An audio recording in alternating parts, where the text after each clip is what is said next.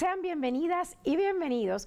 Hoy vamos a hacer un ejercicio de verdadero o falso sobre la COVID-19 y cada quien podrá saber qué tanto sabe de esta enfermedad que provoca el SARS-CoV-2. Para ello hemos invitado a una experta epidemióloga, la doctora Lourdes Isabel Almeida González, quien trabaja en la jurisdicción sanitaria Benito Juárez. Doctora Lourdes Almeida, sea muy bienvenida a Descifrando el Coronavirus. Buenas tardes, muchas gracias.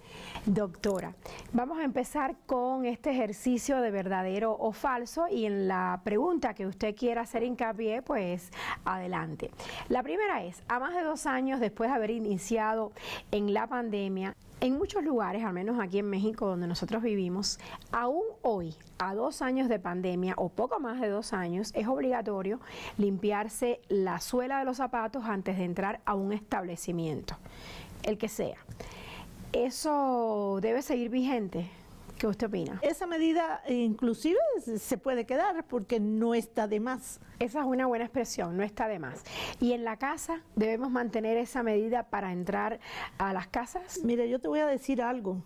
Las culturas orientales, también en Norteamérica, que somos parte de Norteamérica, pero bueno, no tenemos esa costumbre en Europa.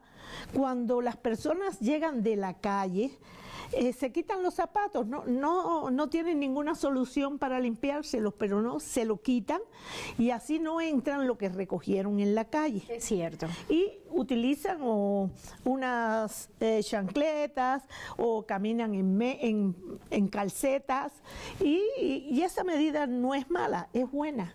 Tampoco está de más. No está de más. ¿Es verdadero o falso que uno se contagia en lugares cerrados únicamente? No, en lugares cerrados es más fácil el contagio. Inclusive en transportes públicos, donde hay muchas personas, hay poca ventilación y el espacio es reducido. Pero se puede contagiar uno en la casa, se puede contagiar uno en el centro de trabajo, se puede en un espectáculo público que vayas, como ha sucedido, que las personas se han descuidado y bueno, pues se han infectado.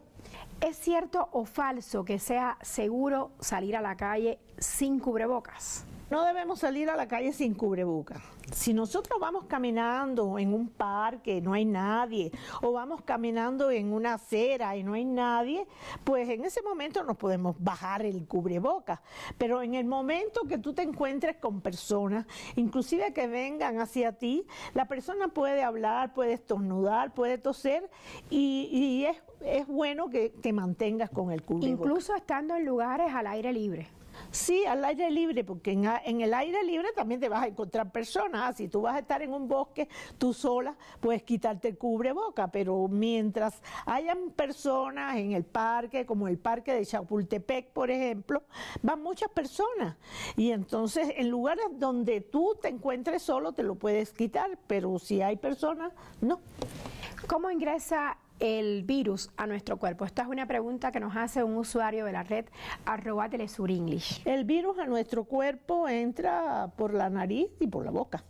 Es un virus o una enfermedad que se transmite por vía respiratoria, como se transmite la influenza, como se transmite el sarampión o como se transmiten en general las enfermedades virales por vía respiratoria.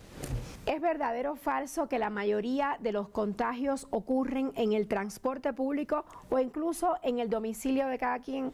La mayoría de los contagios ocurren en el transporte público o en fiestas que han dado las personas, habiendo estado prohibida la reunión de cantidad de personas, como bodas, como cumpleaños que se han hecho y se han descuidado las personas porque allí se quitan el cubreboca y donde hayan más personas, donde el espacio esté más reducido y donde haya menos ventilación es donde hay más contagios. O sea, ¿no estamos listos para hacer fiestas en las casas? No, yo diría que no, que todavía no. Pero en muchos países las medidas se han ido relajando. Sí, en muchos países las medidas se han ido relajando y por eso, por ejemplo, pues han aumentado los casos, sobre todo en aquellos países donde el movimiento antivacuna es muy fuerte, como por ejemplo en Europa. Las personas inclusive han salido a la calle a protestar para que quiten las medidas de protección, las medidas que tenemos de distancia, la vacunación, que es algo muy importante que lo deben conocer todos. Hay que vacunarse, hay que ponerse las 2 dosis, la dosis de refuerzo por el momento. A lo mejor después tenemos que ponernos una 4ª dosis, pero hay que vacunarse. Eso es lo único que, aunque no nos impida enfermarnos, nos va a impedir que nos dé la forma grave de la enfermedad. Doctora, ¿es verdadero o falso que con la variante Omicron el virus se incuba más rápido que con el virus original, el SARS-CoV-2? Más o menos tienen el mismo periodo de incubación, es de 3 a 7 días. El Omicron, lo que se dijo por los especialistas que están estudiando la enfermedad, que era más contagioso. Y en un momento se dijo que era menos letal, pero no es eso. Nos ha bajado la letalidad con el Omicron por la cantidad de personas que ya hay vacunadas. Por eso las personas no se han muerto, porque la gravedad de la enfermedad ha disminuido. ¿Es cierto que con la variante Omicron los síntomas aparecen al 3er día? No exactamente. Pueden aparecer al 3º, al 4º o el 5º. Eso depende de 2 cosas, de la carga viral que te entre en el organismo y de tu sistema inmune, es que esté preparado o no para combatir una enfermedad. ¿Es verdadero o falso que con la variante Omicron usted puede hacerse una prueba, la que sea, de antígenos o PCR al día siguiente de haber estado expuesto al virus? No va a darte positiva si es al día siguiente que hayas estado expuesto al virus, porque tienes que esperar el periodo de incubación. ¿Cuál es? Pues de 3 a 7 días. ¿Incluso con Omicron? Incluso con Omicron. Eso no quiere decir que tú hayas estado en un lugar con un paciente o con una persona que tenga el virus y te haya contagiado y al otro día la prueba no te va a dar positiva. Tienes que esperar 2 o 3 días. Para saber si en realidad te contagiaste o no te contagiaste. Nos pregunta otro usuario ahora de la red @Telesur TV y dice: con Omicron, ¿cuál es el tiempo de replicación del virus? ¿Cuándo podemos reanudar nuestra actividad? En realidad son 2 preguntas. Si estás vacunado, te va a demorar una semana, 5 días. Entonces, a los 5 días, pues ya se supone, si tú no tienes síntomas, que ya estás listo para salir. Hay en algunos casos. ¿Con cubrebocas? Con cubrebocas, por supuesto. Te puedes incorporar a tu trabajo. Pero eso depende cómo te haya dado la enfermedad. Si es en un paciente que haya tenido síntomas más graves o que haya bajado la saturación de oxígeno, que haya requerido internamiento, se demora un poquito más. Doctora, de recuperarse esa persona, porque también tienes que ver la protección de la persona y la protección de los demás. Doctora, hay una pregunta que a mí me gustaría que me respondiera con total honestidad. Es que yo la vi a usted haciendo pruebas de PCR y de antígeno cuando apenas empezaba la pandemia. La vi en aquellos centros que creó la Ciudad de México para hacer estas pruebas. ¿A usted nunca le dio miedo? No. Bueno, ¿por qué? Yo te confieso con honestidad, en el momento que yo estoy trabajando yo no tengo miedo. Después digo, ¿qué hice de mal? Que me pueda haber contagiado. Puede ser eso. Pero en el momento que estoy trabajando no, porque nosotros también y mis médicos han seguido trabajando en tomando muestras y no tenemos miedo en ese momento, no tenemos miedo. Yo no tengo miedo en ese momento. Ahora nos llega otra pregunta de otro usuario, pero ahora es de @descifracovid y dice así: ¿es verdadero o falso que te puedes contagiar tras haberte vacunado? Sí, te puedes contagiar tras haberte vacunado. Lo que pasa es que la enfermedad va a ser más leve. O no te vas a dar cuenta que pasó el virus por ti, esas 2 posibilidades. Y una de las cosas que hace la vacuna es protegerte de las formas graves de la enfermedad. Yo te diría que la protección natural de cualquier enfermedad es la natural, que se desarrolla con la enfermedad, pero las vacunas te ayudan a reforzarte. Y si te pones la primera dosis. La segunda dosis te hace un booster en ese momento y cuando te pones el refuerzo hace otro booster y entonces pues estás protegido. Lo que pasa es que es verdad que la inmunidad natural de cualquier enfermedad es mejor, pero es mejor no enfermarse de COVID-19, ¿verdad? Es que yo lo pregunto porque con la enfermedad tienes una protección, ya usted lo dijo, de 45 días. Hay otros que dicen de 3 meses, hay otros que dicen que incluso de 6 meses. Pero eso te evita que te vuelvas a contagiar. Sin embargo, cuando te vacunas, eso no evita que te contagies, ¿cierto? En lo que se ha recogido la OMS de todos los países, que es a los 45 días. Que es cuando te puedes repetir la enfermedad, pero es porque tú te expones al virus también, ¿no? O te descuidas porque ya me dio la enfermedad y no me voy a enfermar más, me puedo enfermar otra vez, y eso hay que tenerlo muy claro, y hay que seguirse protegiendo y hay que seguirse lavando las manos, que nos ha venido muy bien porque hasta las enfermedades diarreicas han disminuido. Doctora, ¿y qué tan cierto es que a menor carga viral le va a ir mejor si se contagia y tiene la enfermedad? Sí, a menor carga viral y a mayor protección o mayor defensa de tu sistema inmune. Inclusive para que una enfermedad se produzca tiene que tener un mínimo de carga viral, porque si no, no se produce la enfermedad.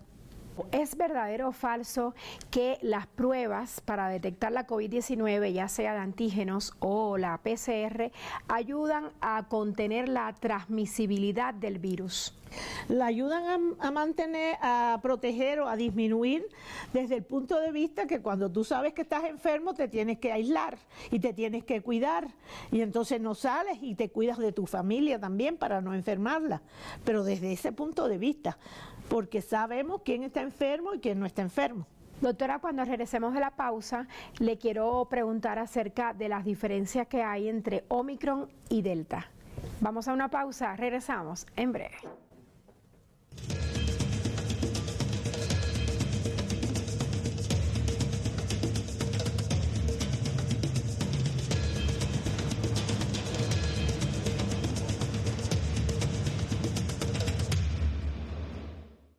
Estamos de vuelta para continuar conversando con la doctora Lourdes Isabel Almeida González, una experta epidemióloga, me consta, de la jurisdicción sanitaria Benito Juárez aquí en Ciudad de México. Decíamos antes de irnos a la pausa que quería que usted nos contara las diferencias, al menos en síntomas, entre Omicron y Delta, que han sido una de las dos variantes predominantes de los últimos tiempos. Delta nos agarró sin estar vacunados y Omicron ya nos agarró estando vacunados. Y eso es una gran diferencia. Y mientras más vacunados hayan en una población, menos mutantes del virus se producen. Y por eso Omicron, ¿dónde surge? Omicron surge en África. Está detectado por los franceses, pero surge en África. ¿Por qué? Porque hay un 3% nada más de la población vacunada y ahí los virus tienen más oportunidad de hacer mutaciones y mutaciones que son más graves que el virus que dio origen a esa mutación. Usted hablaba de la desigualdad en la distribución de las vacunas. ¿Cómo califica esto que estamos viviendo? Bueno, porque no hemos sido capaces de darle vacuna a África, ¿no? ¿A qué nos va a llevar esto? Que puedan seguir surgiendo cepas, que puedan seguir siendo mutantes, pero no importa, nosotros tenemos que vacunarnos y no llegar al 87%, llegar a más del 95%, que es cuando decimos que una enfermedad está controlada. ¿Omicron puede escapar a las vacunas que existen en la actualidad contra la COVID-19? Sí, pueden escapar, exactamente. Te puede dar el COVID producido por Omicron, pero es una enfermedad más leve. Justamente porque hay vacunación. Porque estás protegido. Doctora, ¿es verdadero o falso que los niños sufren menos o son menos afectados por la COVID-19 que el resto de la población? La experiencia nuestra con los niños ha sido que los niños se manifiestan más como portadores O sea, tienen el virus, lo transmiten y los síntomas son muy leves o no tienen síntomas, son asintomáticos. Y sí, hemos tenido algunos casos con niños que han estado graves, pero no es la mayoría. Los niños se han manifestado más como portadores y transmisión de la enfermedad, han transmitido la enfermedad a sus padres, a sus tíos, a sus familiares en la casa. ¿A quiénes le ha ido peor con la COVID-19? ¿A los adultos mayores o a las personas que tienen comorbilidades, o sea, enfermedades crónicas? A los dos. Les ha ido mal a los adultos mayores. Mira, casi todos los adultos mayores tienen comorbilidades. Y al grupo que tiene comorbilidad también, de 50 a 59 también les ha ido mal. O sea, a los dos. Comparados con otros virus, ¿qué nivel de letalidad tiene el SARS-CoV-2, que es el que provoca la COVID-19? Nosotros hemos tenido una letalidad aquí de 19, 20, 25. Estoy hablando en general del país. Hay otros virus como el MERS, que es un SARS-CoV, el virus MERS que tiene un 50% de letalidad. Es mucho más letal. Tenemos otros virus como el Marburg, que son fiebres hemorrágicas, el ébola, que tienen una letalidad de 90%. O sea que tenemos otros virus que son mucho más letales que el SARS-CoV-2. Lo que pasa que también nos llegó a una población que no tenía nada de inmunidad. Nos pregunta un usuario de la red @TelesurTV si es verdadero o falso, está integrado a nuestro ejercicio, que 1 de cada 6 cánceres está producido por bacterias o virus. Mira, el 17 de marzo anunció la Organización Mundial de la Salud que un 13% de los cánceres estaban producidos por virus de papiloma humano, hepatitis B, hepatitis C y Epstein-Barr. El Epstein-Barr es el virus que produce la mononucleosis infecciosa. Esos eran los 4 virus que causaban un 13% de los cánceres en la población mundial. O sea, hay otras causas que lo producen, pero no que 1 de cada 6, es diferente. Han pasado, como decíamos inicialmente, más de 2 años de pandemia. ¿A qué se debe que aún hayan personas que no se han contagiado? Bueno, pues o se han protegido mucho, o tienen su sistema inmune muy bueno, que se hayan vacunado. ¿Cómo hacemos para tener muy bueno el sistema inmune? Bueno, eso es personal, que cada quien nace con él y lo desarrolla. Hay personas que por eso es diferente la evolución ante una enfermedad de una persona y otra, porque tu sistema inmune está fuerte, está bien habilitado para vencer a los agresores, digámoslo así. En estos momentos, en algunos países han empezado a relajar las medidas a causa del COVID, las medidas sanitarias. Sin embargo, en paralelo han aumentado los casos de contagio. ¿Cuál es su lectura sobre esto? Porque están resistentes a la vacunación, porque no quieren usar cubrebocas, porque lo vemos en la televisión, que nos quiten los cubrebocas, que nos dejen hacer reuniones familiares o fiestas, o que no haya que guardar distancia, y a eso se debe. Nos llega otra pregunta de un usuario de @TelesurTV y dice: ¿es verdadero o falso, doctor Almeida, que el virus se puede mantener en el cuerpo y después de pasado algún tiempo se pueda activar? Hay que recordar que esta es una enfermedad nueva, aunque hayan 2 años, o sea, todavía se está estudiando. De acuerdo. Y todavía nos ha dado muchos dolores de cabeza. Porque nosotros pudimos controlar la influenza en el año 2009, pero esto no lo hemos podido controlar.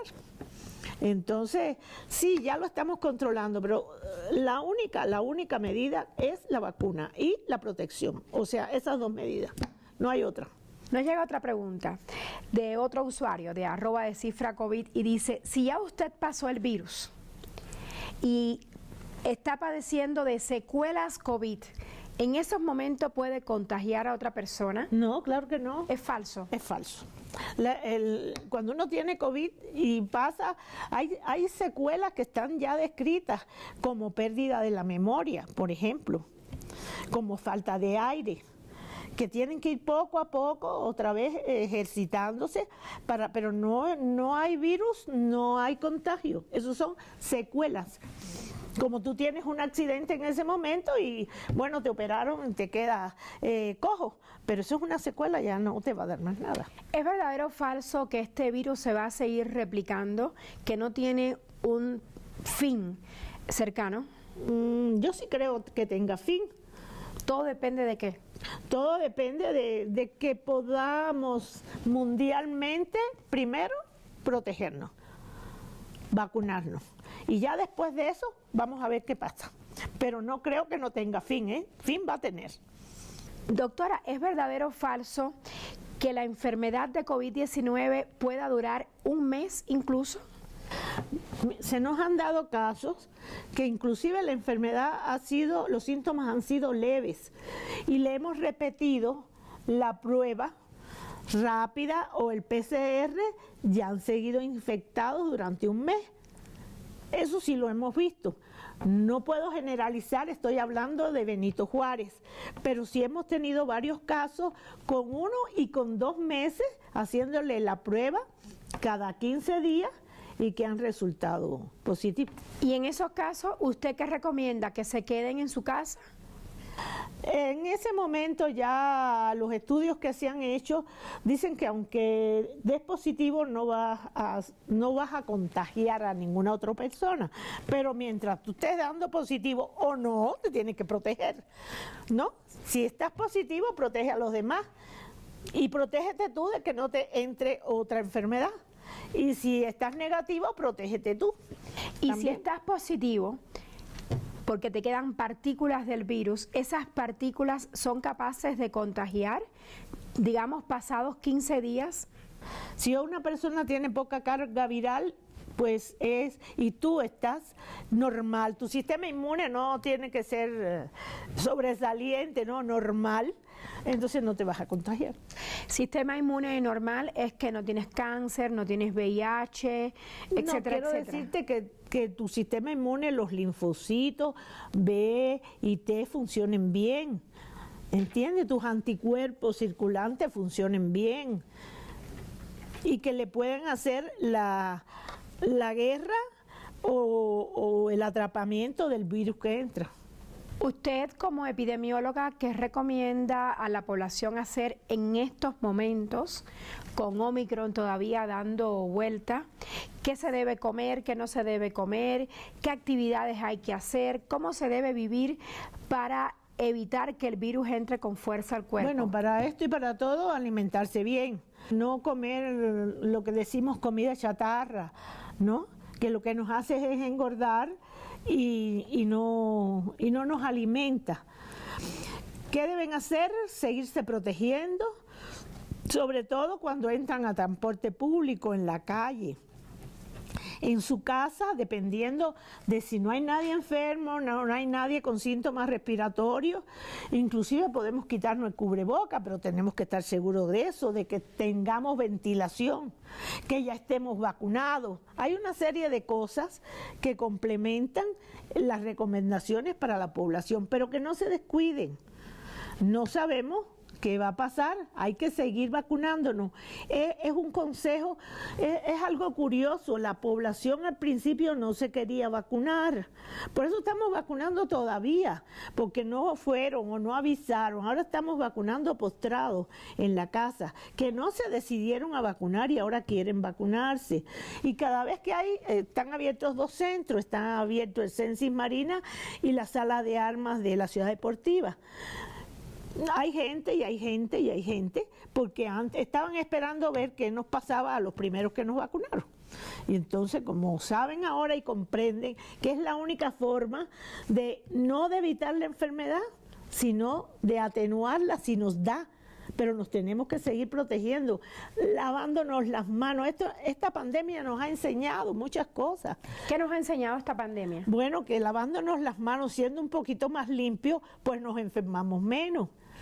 Que el cubrirse la boca y nariz han disminuido las enfermedades respiratorias en general.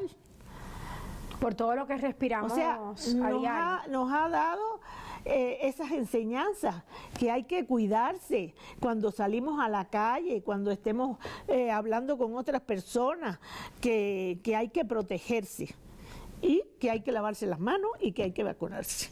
Y que hay que estar en una reunión, por ejemplo, como estamos ahora, a una distancia, para podernos quitar el cubreboca y hablar. Con estas reflexiones, doctora, le agradezco que haya estado con nosotros hoy en Descifrando el Coronavirus. Gracias por estar hoy aquí con nosotros, doctora Lourdes.